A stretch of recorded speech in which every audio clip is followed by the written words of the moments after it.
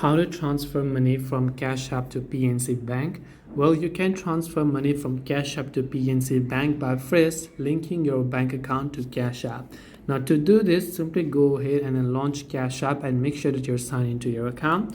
Make sure to click on the profile icon located at the top right hand side of the screen. And once you click the profile icon from the top right, this is the kind of interface you will see.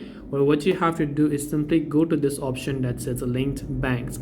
Now, once you come to the linked banks option over there, what you basically have to do is on the next page, you'll ask you to link your bank account. So here you simply want to make sure to link your PNC Bank or whichever bank it is that you prefer.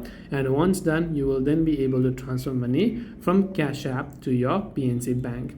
So I hope that this video helped you. If you have got any more questions, feel free to also leave them down in the comment section below. As always, thank you very much for watching till the end of this tutorial, and see you soon in our next video.